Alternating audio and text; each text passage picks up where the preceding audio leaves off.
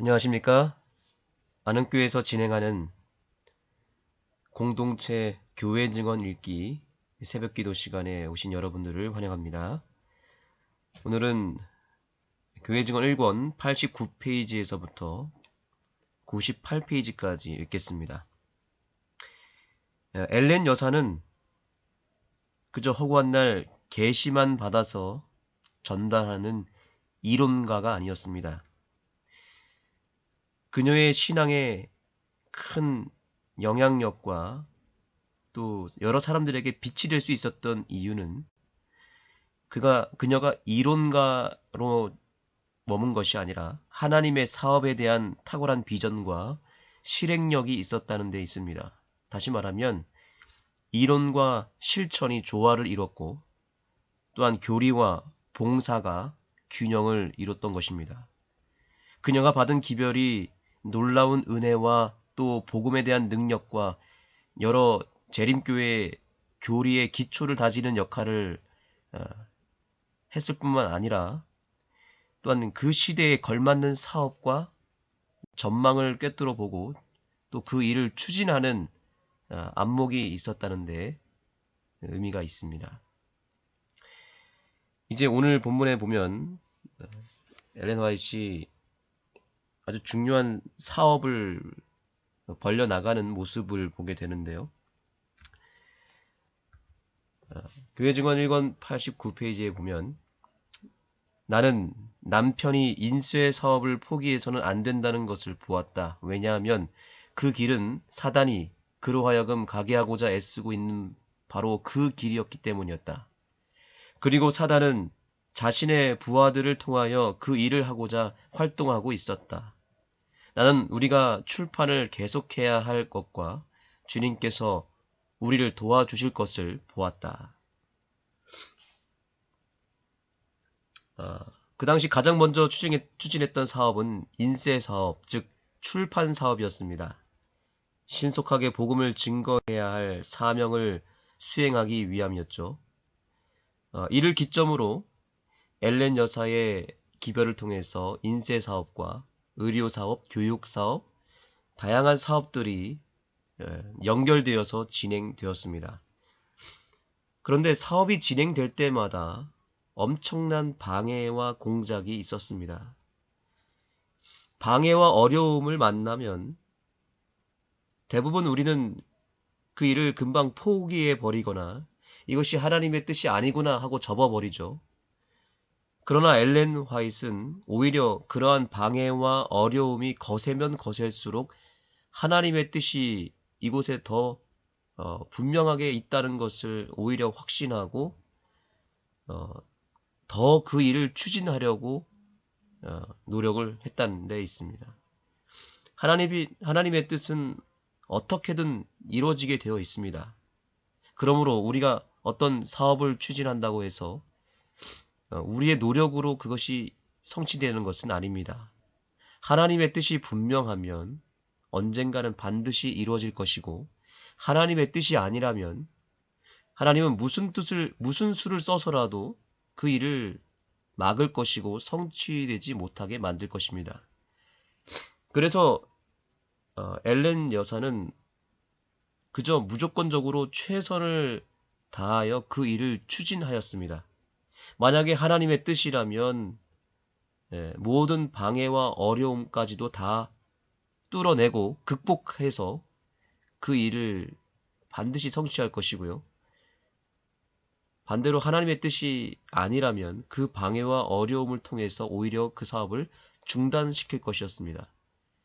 엘렌은 그러한 믿음을 가지고 있었습니다. 그래서 오히려 이러한 방해와 어려움을 이용해서 사업을 더 진행할 것인지 말 것인지를 구분할 수 있는 기회로 삼았습니다. 우리가 교회 사업을 진행하거나 또 개인의 어떤 일을 진행할 때 반드시 어려움과 또 여러 방해가 찾아올 것입니다. 그때 우리는 포기해서는 안 됩니다. 여기 엘렌 화이트의 글처럼 방해가 왔을 때 포기해서는 안 된다는 것을 그녀는 판단했던 것처럼 우리도 방해와 어려움이 찾아왔을 때 그것 때문에 포기해서는 안 됩니다. 오히려 일단은 더 추진하고 더 밀고 나가야 됩니다. 그리고 결과를 하나님께 맡겨야 합니다. 하나님이 알아서 다 해줄 것이기 때문에 두려워 말고 계속 전진하면 금방 뜻이 드러나게 되어 있습니다. 저는 개인적으로 이러한 경험들을 종종 하게 되었습니다. 방해와 어려움을 통해서 오히려 하나님의 일이 더 빨리 진행되고 더 좋은 방향으로 이것이 추진되는 것을 볼 수 있었고요. 반대로 이것이 하나님의 뜻이 아니라면 그 방해와 어려움을 통해서 그 일들이 더 빨리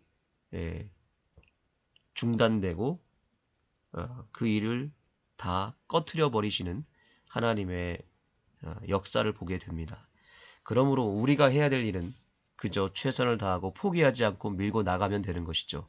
하나님이 알아서 그것을 방향을 그리고 결과를 만들어 주실 것입니다. 이것이 엘렌 화이트이 하나님의 사업을 추진할 수 있었던 원동력이었습니다. 90페이지에 이런 글이 있습니다. 그들이 말하고 행동하는 것은 단순히 우리를 대적한 것이 아니고 우리를 부르셔서 그분께서 바라시는 자리를 채우게 하신 분을 대적한 것이라는 사실과 그들의 의심과 질투와 은밀한 영향력은 성실하게 하늘에 기록되어 시기에 관련된 각 사람이 그릇된 행동의 정도를 깨닫고 매 발걸음을 음미해 보기 전에는 지워지지 않을 것을 보았다.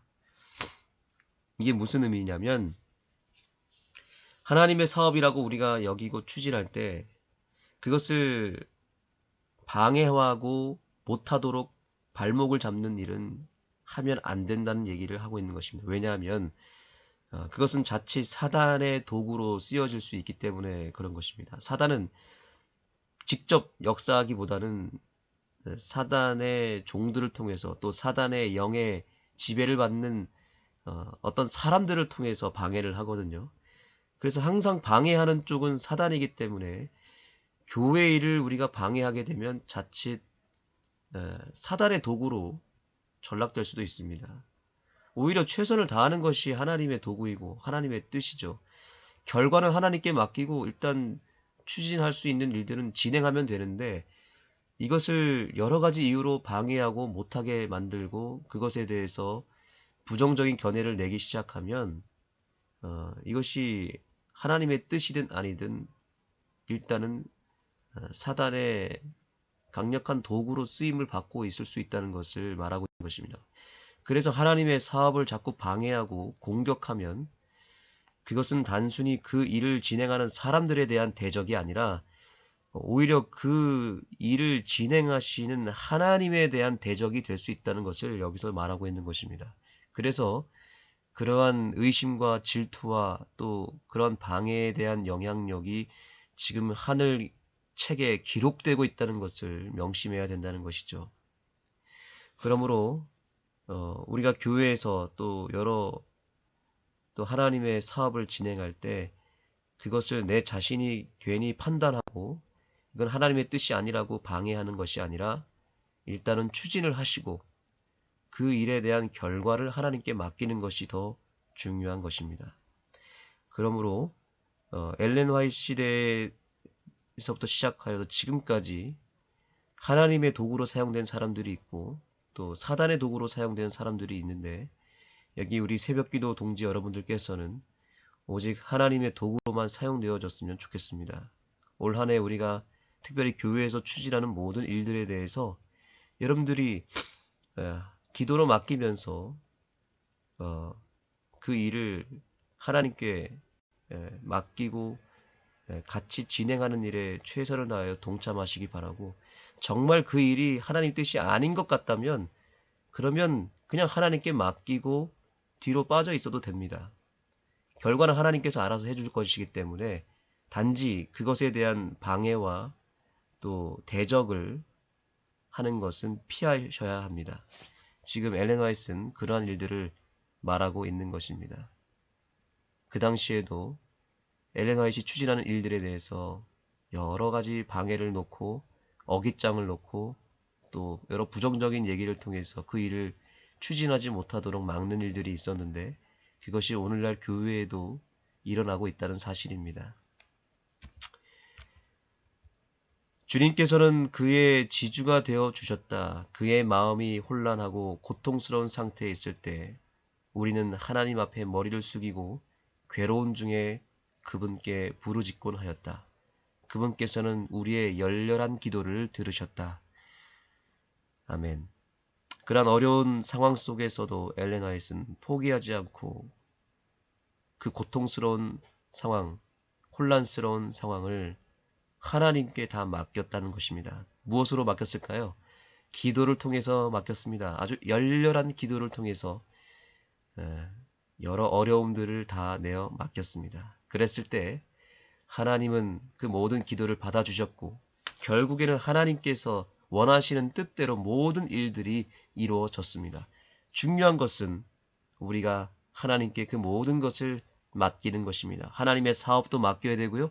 그 사업을 진행하는 과정 속에서 일어나는 모든 어려움들, 여러 방해들, 또 여러 걸림돌들, 여러 반대들, 그런 일들로 좌절하거나 절망하고 포기하는 것이 아니라 그 모든 것까지도 다 하나님을 향하여 내어 맡겼을 때 하나님은 그 모든 것들을 다 통틀어서 하나님의 뜻을 이뤘다는 사실입니다.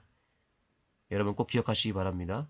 하나님은 사단의 방해와 사단이 던지는 여러 시련과 고통을 통해서도 그것을 재료 삼아 하나님은 반드시 하나님의 뜻을 이루신다는 사실입니다. 방해가 거세면 거셀수록 하나님은 그것을 통해서 더 하나님의 뜻을 빨리 이룰 수도 있다는 것입니다. 그러므로 포기하지 말고 무슨 일이 주어지든지 최선을 다하시고 하나님께 맡기고 전진하시는 믿음의 백성들이 되시기를 간절히 소망합니다. 기도하시겠습니다. 하나님, 오늘 교회 증언 1권에 나타난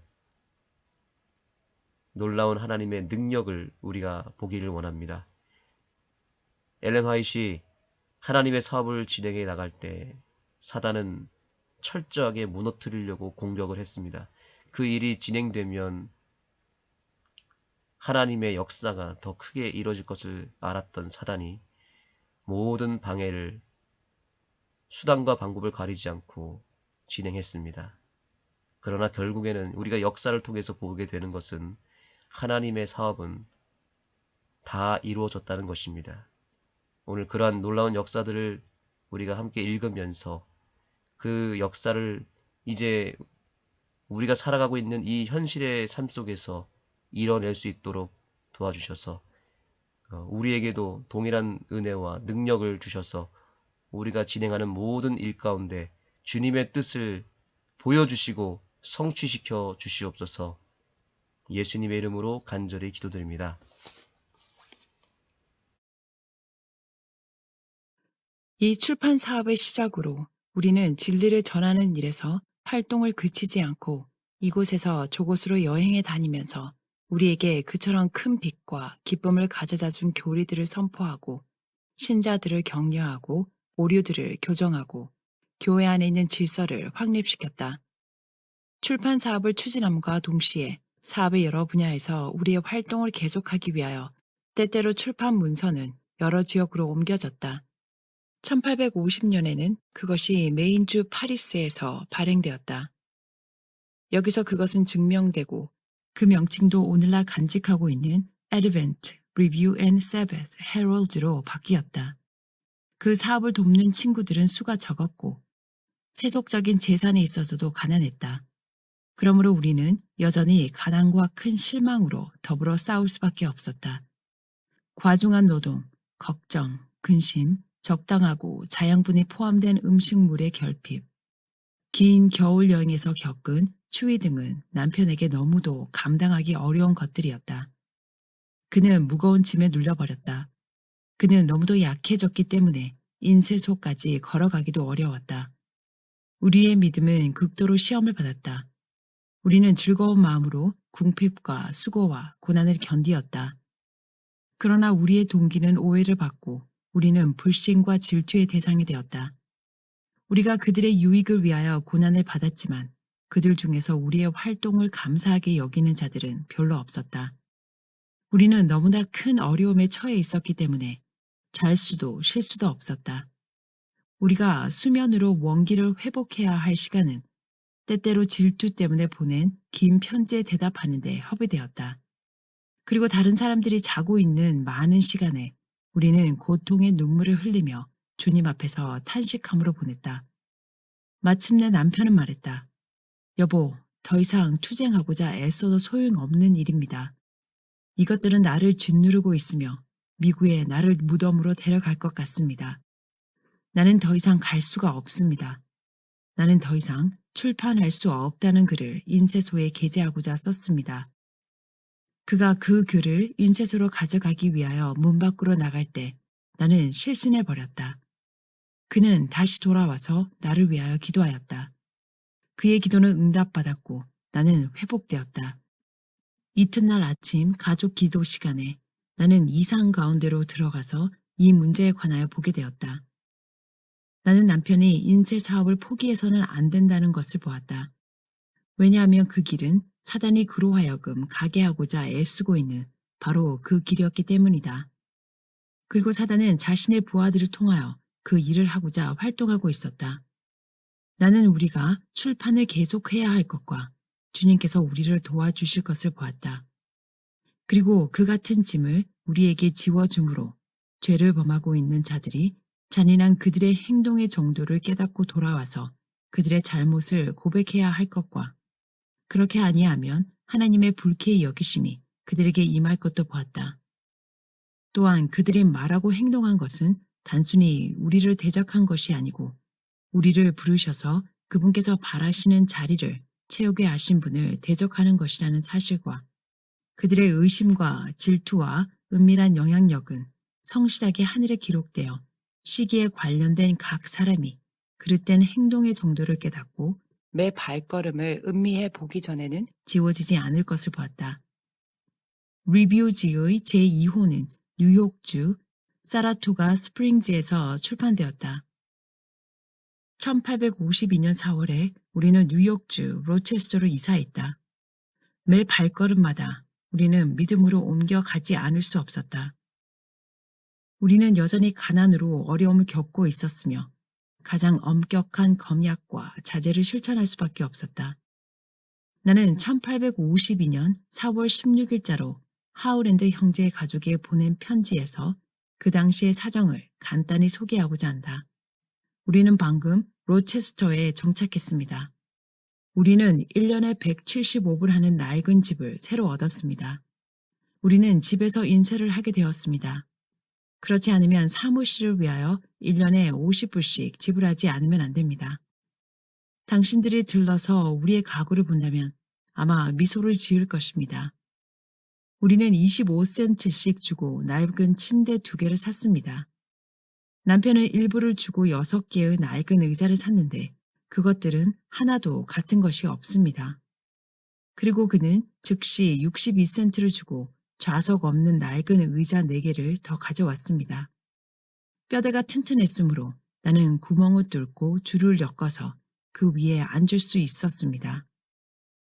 버터는 너무 비싸기 때문에 그것을 사지 못하고 감자도 살 여유가 없습니다. 우리는 버터 대신에 소스를, 감자 대신에 순물을 사용합니다.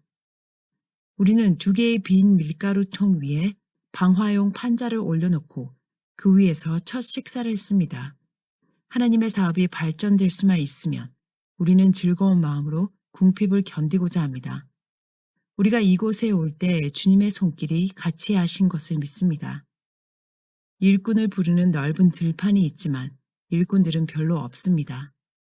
지난 안식일에 있었던 우리의 집회는 훌륭했습니다. 주님께서는 당신의 임재로 우리를 새롭게 해주셨습니다. 때때로 우리는 여러 지역에서 열리는 집회에 참석하기 위하여 갔다. 나의 남편은 설교하고 서적들을 팔고 문서의 보급을 확장하기 위하여 노력했다. 우리는 개인적 교통수단을 이용하여 여행했으므로 정오에는 길가에서 말을 먹이고 우리도 점심을 먹기 위하여 멈추어 섰다. 그때 남편은 종이와 연필을 가지고 점심 도시락 뚜껑이나 그의 모자 챙을 받쳐서 리뷰지와 인스트럭터지를 위한 기사들을 썼다. 주님께서는 우리의 활동에 크게 축복해 주시고 진리는 많은 사람의 마음을 감동시켰다. 1853년 여름에 우리는 처음으로 미시간주로 여행하게 되었다.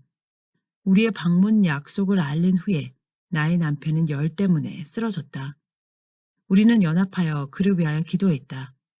그리하여 회복되기는 했지만 그는 여전히 매우 쇠약했다. 우리는 크게 난처해졌다. 우리가 육체적 허약으로 사업에서 물러서야 할 것인가? 사단이 우리에게 자신의 능력을 발휘하도록 허용되고 세상에 남아있는 한 우리의 유용성과 생애에 대하여 싸우게 될 것인가? 우리는 하나님께서 사단의 능력을 제한시킬 수 있다는 것을 알았다. 그분께서는 우리를 풀무에서 연단받게 하실 수도 있다. 그러나 그분께서는 우리를 순결하게 하시고 당신의 사업에 더욱 적합하게 만들어서 나오게 하실 것이다. 나는 하나님께서 질병을 꾸짖어 주시고 남편에게 힘을 주셔서 여행에 견딜 수 있게 해 주시도록 홀로 심령을 하나님 앞에 토로했다. 상황이 다급했으므로 나의 믿음은 하나님의 약속을 굳게 붙잡았다. 나는 거기서 우리가 미시간을 향하여 여행할 것 같으면 하나님의 천사가 우리와 함께 하실 것이라는 보증을 얻었다. 나의 마음의 동향을 남편에게 이야기하자 그는 그 자신의 마음도 유사한 방법으로 작용하고 있었다고 말했다. 그리하여 우리는 주님을 의지하고 가기로 작정했다. 우리는 1마일씩 여행의 감에 따라 그가 강해짐을 느꼈다. 주님께서 그를 지탱해 주셨다. 그가 말씀을 전파하고 있는 동안 나는 하나님의 천사가 그의 곁에 서서 그의 활동을 도와주고 있다는 사실을 보증받은 것으로 느꼈다. 이 여행에서 남편은 강신술에 관한 문제를 마음으로 많이 생각했다. 그리하여 우리가 돌아온 직후에 그는 시조라는 제목으로 된 책을 쓰게 되었다. 그는 아직도 약한 상태였고 잠을 조금밖에 자지 못했다. 그러나 주님께서는 그의 지주가 되어주셨다. 그의 마음이 혼란하고 고통스러운 상태에 있을 때 우리는 하나님 앞에 머리를 숙이고 괴로운 중에 그분께 부르짖곤 하였다. 그분께서는 우리의 열렬한 기도를 들으셨다. 그리하여 나의 남편은 때때로 축복을 받아서 새로운 정신으로 사업을 추진시켰다. 우리는 하루에 여러 번 이처럼 열렬한 기도로 주님 앞에 나아갔다. 그 책은 그 자신의 힘으로 기록되지 않았다. 겨울과 봄에 나는 심장병으로 많은 고통을 당했다. 누워있는 동안 숨을 쉬기가 어려웠다. 그러므로 거의 앉은 자세로 일어나 있지 않으면 잠을 잘 수가 없었다. 호흡은 때때로 중단되고 나는 때때로 기진해졌다. 또 왼쪽 눈꺼풀이 부풀어 올라서 암처럼 보였다. 그것은 1년 이상 차츰 커져서 마침내 꽤 아프고 시력에 영향을 미치게까지 되었다. 글을 읽거나 쓸 때 나는 아픈 눈에 안대를 대지 않을 수 없었다. 암으로 눈이 완전히 상하지 않을까 두려워했다. 나는 교정지를 읽음으로 보낸 밤낮들을 되돌아보았다. 그 일이 눈을 긴장시켰다는 것을 알고 만일 나의 눈과 생명을 잃어버리게 되면 하나님의 사업을 희생시키게 될 것이다 라고 생각했다. 그쯤에 무료로 조언을 해준 유명한 한 의사가 로체스터를 방문했다. 나는 그에게 눈을 진찰받고자 했다. 그는 부풀어 오른 부분이 암인 것처럼 보인다고 생각했다. 그러나 나의 기분을 짐작하고 다음과 같이 말했다. 당신은 심한 병에 걸려 있으므로 그 부어오른 부분이 파열되기 전에 졸중풍으로 죽을 것입니다. 당신은 심장병으로 위험한 상태에 있습니다. 이 말이 나를 놀라게 하지는 않았다. 왜냐하면 나는 신속히 낫지 않으면 무덤으로 내려가야 한다는 것을 깨닫고 있었기 때문이다. 조언을 구하러 온 다른 두 부인들도 동일한 질병으로 고생하고 있었다. 의사는 그들 중 어느 사람보다 내가 더 위험한 상태에 있다고 말했다. 그리고 3주일이 못 되어서 내가 중풍으로 고생당하게 될 것이라고 일러주었다. 나는 그의 약이 나를 고쳐줄 것으로 생각하느냐고 물었다. 그는 나에게 많은 격려를 하지 않았다. 나는 그가 처방해준 치료법을 시험해 보았다. 그러나 유익을 얻지 못했다. 약 3주일이 지났을 때 나는 정신을 잃고 마루 위에 쓰러졌다. 그리고 약 36시간 동안 거의 무의식 상태가 되어 있었다. 살 수 없을 것으로 염려했으나 기도의 응답으로 나는 다시 살아났다. 한 일주일 후에 나는 왼쪽 옆구리에 충격을 받았다. 나는 머리에서 냉기와 마비에 속한 이상한 느낌과 관자돌이에 심한 통증이 있음을 알았다. 혀는 무거워지고 마비된 것처럼 보였으며 나는 분명하게 말을 할 수 없었다. 왼쪽 팔과 옆구리는 무력해져 버렸다. 나는 죽어가고 있다는 것을 생각했다. 고통 중에서도 큰 걱정은 주님께서 나를 사랑하신다는 증거를 얻는 것이었다. 여러 달 동안 나는 심장에서 계속적인 고통을 받았으며 정신은 끊임없이 억눌렸다. 나는 감정에서가 아니고 원칙에서 하나님을 섬기고자 노력해왔다. 그러나 이제 나는 하나님의 구원을 갈급했다. 나는 육체적 고통에도 불구하고 하나님의 축복을 깨닫고자 갈망했다. 형제 자매들은 나의 사정을 특별한 기도의 주제로 삼기 위하여 함께 모였다. 나의 소원은 응답되고 나는 하나님의 축복을 받았다. 하나님께서 나를 사랑하셨다는 보증을 얻게 되었다. 그러나 고통은 계속되고 나는 매 시간 허약해져 갔다.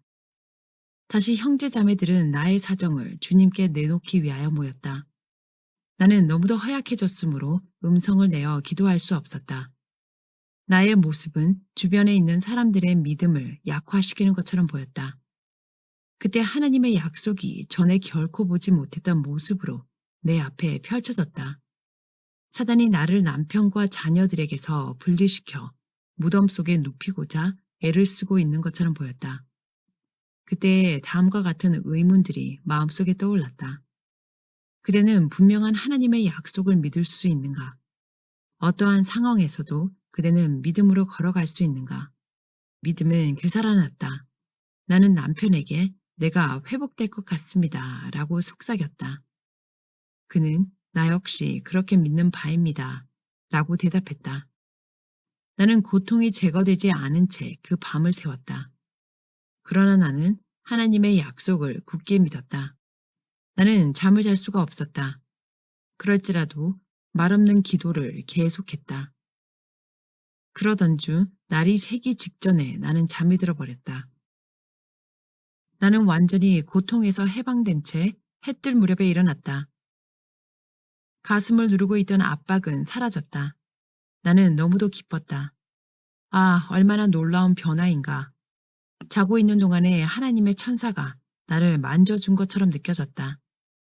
나는 감사의 마음으로 충만해져서 입술로 하나님을 찬양했다. 나는 남편을 깨워서 주님께서 내게 행하신 놀라운 일을 그에게 이야기했다. 처음에는 그가 그 사실을 거의 깨달을 수 없었다. 그러나 내가 일어나서 옷을 입고 집 주위를 돌아다니는 것을 보자 그도 나와 함께 하나님을 찬양하게 되었다. 나의 아픈 눈은 통증이 사라졌다. 불과 며칠 후에 부어올랐던 것은 사라지고 시력은 완전히 회복되었다. 치료는 완벽하였다. 나는 다시 의사를 찾아갔다. 그는 나의 맥을 짚어보자마자 말했다. 부인, 당신의 신체 조직에 완전한 변화가 생겼습니다. 그런데 당신이 지난번에 이곳에 왔을 때 조언을 구하러 왔던 두 부인은 죽었습니다. 나는 그의 약이 나를 고치지 않았다는 사실을 그에게 이야기했다. 왜냐하면 나는 그 약을 하나도 먹지 않았기 때문이다. 내가 떠난 후에 그 의사는 나의 한 친구에게 이렇게 말했다. 그의 경우는 일종의 신비입니다. 나는 그 사실을 이해할 수 없습니다. 우리는 곧 미시간을 다시 방문하게 되었으며 나는 거친 나무를 잘라서 깔아 놓은 길을 지나고 흙탕으로 된 진 구렁을 통과하는 지루하고 괴로운 여행을 했으나 힘이 쇠약해지지 않았다. 우리는 주님께서 위스콘신을 방문하기를 우리에게 바라시는 것을 느끼게 되었다. 그러므로 밤 10시에 잭슨에서 차를 타고자 준비했다. 기차를 탈 준비를 하면서 우리는 매우 엄숙한 마음을 갖게 되었다. 그리하여 기도의 시간을 갖고자 했다. 우리가 하나님께 자신을 바쳤을 때 우리는 울지 않을 수 없었다. 우리는 매우 엄숙한 마음으로 정거장에 갔다. 기차를 타자 우리는 등받이가 높은 좌석이 있는 앞쪽 칸으로 가서 그 밤에 잠을 좀 자기를 바랐다. 그러나 그쪽 차량이 10,000원이 되어 우리는 다음 칸으로 가서 좌석을 얻었다. 나는 밤에 여행할 때 평소에 하는 바와 같이 보네트를 벗지 않고 마치 무엇인가를 기다리고 있는 것처럼 융단제 손가방을 손에 쥐고 있었다. 우리는 다 같이 우리의 독특한 느낌에 대하여 이야기했다. 기차가 잭슨에서 약 3마일쯤 갔을 때 그 움직임이 매우 거칠어지기 시작하더니 앞뒤로 흔들렸다. 그러다가 마침내 정거해 버렸다. 나는 창문을 열고 한 차량이 거의 거꾸로 서 있는 것을 보았다. 나는 괴로운 신음소리를 들었다. 큰 혼란에 있었다. 기관차는 철로 밖으로 던져져 있었다. 그러나 우리가 탄 차량은 철로 위에 서 있었으며 그 앞에 있는 차량들로부터 약 100피트 떨어져 있었다. 화물 차량은 많이 부서지지 않았으므로 책들을 넣어둔 우리의 큰 트렁크는 상하지 않았다. 2등실 차량은 망가져서 물건들과 승객들이 철로 양편에 던져져 있었다. 우리가 좌석을 얻고자 했던 차량은 많이 부서져서 한쪽 끝이 폐허의 무더기 위에 얹어져 있었다. 연결 장치는 망가지지 않았으나 우리가 타고 있던 차량은 마치 천사가 나누어 버린 것처럼 그 앞에 있는 차량과 분리되어 있었다. 4사람이 죽거나 치명적으로 다쳤으며 많은 사람들이 크게 상처를 입었다. 우리는 하나님께서 우리의 생명을 보존해 주기 위하여 천사를 보내셨다고 생각하지 않을 수 없었다. 우리는 잭슨으로 되돌아갔다가 이튿날 위스콘신으로 가는 기차를 탔다. 우리는 그 주를 방문함으로 하나님의 축복을 받았다. 우리의 활동으로 영혼들이 회개하게 되었다. 주님께서는 나에게 힘을 주셔서 지루한 여행을 견디게 하셨다. 1854년 8월 29일에 윌리가 출생하므로 또 하나의 책임이 우리 가정에 부과되었다. 그 즈음에 진리의 사자라는 제호가 붙었으나 실상은 그렇지 않은 인쇄물의 제1호를 받게 되었다. 그 인쇄물을 통하여 우리를 회방한 자들은 그들의 결점과 오류 때문에 비난을 받아왔다. 그들은 책망을 견딜 수 없었다. 그리하여 처음에는 비밀리에 나중에는 더욱 공공연하게 우리를 대항하는 그들의 영향력을 발휘했다. 우리는 이 일을 견딜 수 있었다. 그러나 우리와 함께 서 있어야 할 자들 중 어떤 사람들은 이 악한 사람들에 의하여 영향을 받았다. 우리가 신뢰했던 몇 사람들과 우리의 활동이 두드러진 하나님의 축복으로 이루어진 것을 인정해준 몇 사람들은 그들의 동정심을 우리에게서 분리시켜 비교적 낯선 사람들에게 그것을 주었다. 주님께서는 그 당파의 성격과 최종적 결과를 나에게 보여주시고 그분께서 그 인쇄물과 관련된 자들을 불쾌히 여기신다는 것과 그분의 손이 그들을 대적하고 있다는 것을 보여주셨다. 비록 그들이 한동안 번영하는 것처럼 보였고 몇 명의 정직한 사람들이 기만당하고 있는 것처럼 보일지라도 진리는 마침내 승리할 것이며 모든 정직한 영혼들은 그들을 사로잡고 있는 기만에서 벗어나고 악한 자들의 영향에서 분명히 나오게 될 것이었다. 하나님의 손이 그들을 대적하고 있으므로 그들은 반드시 몰락하게 된다. 다시 나의 남편의 건강은 매우 나빠졌다. 그는 기침과 폐의 통증으로 어려움을 당했으며 그의 신경 조직은 극도로 쇠약해졌다. 그의 정신적 근심, 그가 로체스터에서 졌던 부담, 사무실에서의 활동, 가족의 질병과 죽음, 동역자들에게서 마땅히 얻어야 할 동정의 결핍, 설상가상으로 부과된 여행과 설교 등은 그의 힘으로 견디기에는 너무 벅찬 것들이었다. 그리하여 그는 신속하게 폐병 환자의 무덤 속으로 내려가고 있는 것처럼 보였다. 그것은 우울과 흑암의 시간이었다. 때때로 몇 줄기의 빛이 두꺼운 구름을 헤치고 우리에게 약간의 소망을 주었다. 그렇지 않으면 우리는 절망 가운데 빠져버렸을 것이다. 때때로 하나님께서 우리를 버리신 것처럼 보였다. 사자 메신저 파라는 그 당은 우리들에게 관하여 온갖 종류의 거짓말을 꾸몄다. 다음과 같은 시편의 기자 말이 때때로 마음에 강하게 느껴졌다. 행악자를 인하여 불평하지 말며 불의를 행하는 자를 투기하지 말지어다. 저희는 풀과 같이 속히 배임을 볼 것이며 푸른 채소같이 쇠자 날 것이미로다. 시편 37장 1절 2절. 그 인쇄물의 기자들 중 몇 사람은 나의 남편의 연약함에 대하여 승리의 기쁨을 나타내고 하나님께서 그를 돌보심으로 그를 제거해 주실 것이라고 말했다.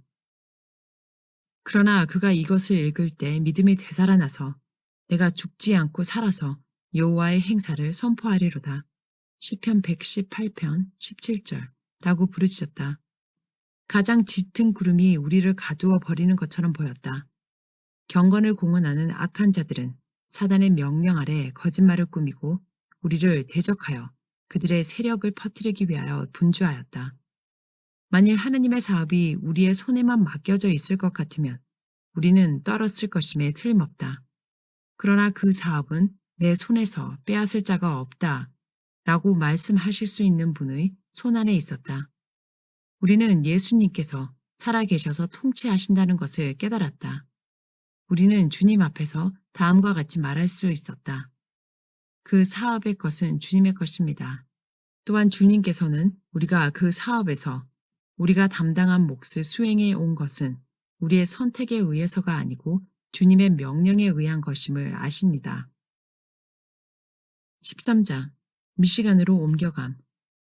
1855년에 미시간에 있는 형제들은 출판소가 배틀 크릭으로 옮겨갈 수 있도록 길을 열어주었다. 그 당시에 나의 남편은 2,000불 내지 3,000불 정도의 빚을 지고 있었다. 그가 가지고 있는 서적들 외의 모든 것이 서적의 출고장부에 올라 있었지만 그 중 어떤 것들은 책값을 받을 수 있을 것인지 의문되었다. 사업은 분명히 중단될 것처럼 보였다. 출판물의 주문도 매우 적고 빈약하였다. 그러므로 그는 빚을 진 채 죽지 않을까 염려하였다. 미시간에 있는 형제들은 대지를 구하고 건물을 짓는 데 있어서 우리를 도와주었다. 그리고 그 증서는 나의 명의로 되었기 때문에 나는 남편이 죽은 후 그것을 임의로 처리할 수 있었다. 그 당시는 슬픔이 많은 시절이었다. 나는 염려한 대로 새 아들이 미국에 아버지 없는 아이들이 되지 않을까 하고 생각했다. 다음과 같은 생각들은 나를 압도했다. 나의 남편은 현대 진리를 위한 사업에서 오는 과로로 죽었지만 그가 당해온 고통과 그가 여러 해 동안 견디어온 부담과 그의 심령을 짓누르고 그의 건강을 빼앗아 일찍 무덤으로 내려가게 함으로 가족들을 궁핍과 무의탁의 상태로 버려두게 한 사실을 누가 깨달을 것인가? 나는 자주 다음과 같은 질문을 해보았다. 하나님께서 이와 같은 일들을 돌봐주시지 않을 것인가? 그분께서는 그 일들을 못 보신 채로 지나치실 것인가? 그러나 나는 한편 올바르게 판단하시는 분이 계시다는 것과 그분을 위하여 당한 모든 희생과 모든 극기와 온갖 종류의 고통이 성실하게 하늘에 기록되어 보상을 받게 될 것을 알고 위로를 받았다. 주님의 날은 아직 나타나지 않은 것들을 알려주고 밝혀 드러내줄 것이다. 나는 하나님께서 남편을 점차적으로 회복시켜 주실 계획을 하고 계신 것과 우리가 발휘하는 모든 노력이 사단에 의하여 크게 방해받을 것이기 때문에 강한 믿음을 실천해야 한다는 것을 보았다. 그리고 우리가 외관으로 보지 말고 믿어야 한다는 것도 보았다. 우리는 하루 3번씩 홀로 하나님께 나아가서 남편의 건강이 회복되게 해달라고 열렬하게 기도했다. 빈번히 우리들 중 한 사람은 하나님의 능력에 의하여 엎드려졌다. 주님께서는 자비롭게도 우리의 열렬한 호소에 귀를 기울이셨고 남편은 회복되기 시작했다. 여러 달 동안 하나님의 뜻을 이룰 수 있도록 건강을 달라는 우리의 기도는 하루 3번씩 하늘에 상달되었다. 이 같은 기도의 기간은 참으로 귀중하였다. 우리는 거룩한 마음으로 하나님께 가까이 나아가서 그분과 아름다운 교통을 이루었다. 나는 그 당시의 감정을 하울랜드 자매에게 보낸 편지에서 발췌한 다음의 글에서 가장 잘 표현할 수 있다. 나는 이제 자녀들을 나의 감독 아래 두고 그들을 올바른 길로 양육하게 된 것을 감사하게 생각합니다. 여러 주일 동안 나는 구원에 줄이고 목마름을 느껴왔습니다. 그러나 우리는 거의 아무런 장애 없이 하나님과 교통을 할 수 있게 되었습니다. 와서 마실 수 있음에도 불구하고 우리는 무엇 때문에 샘에서 떠나 있어야 합니까? 창고가 가득히 차 있음에도 불구하고 우리는 무엇 때문에 양식이 없어서 죽어야 합니까? 양식은 풍성하고 값없이 얻을 수 있습니다. 아, 나의 영혼이여, 그 양식을 먹고 하늘의 기쁨을 매일 누릴지어다. 나는 침묵을 지킬 수 없습니다. 나의 마음과 입술에는 하나님을 찬양하는 말이 있습니다. 나는 우리 구주의 사랑을 만끽할 수 있습니다. 우리는 그분의 타고난 영광을 소유할 수 있습니다. 나의 심령이 그 사실을 증거합니다. 나의 우울한 마음은 이 귀중한 빛에 의하여 사라져 버렸습니다. 나는 그 사실을 결코 잊을 수 없습니다. 주님, 나에게 언제나 그 사실을 생생하게 기억하게 해 주십시오. 나의 심령의 모든 힘이여, 일어나라. 깨어서 놀라운 사랑을 가지신 그대의 구속주께 경배하라.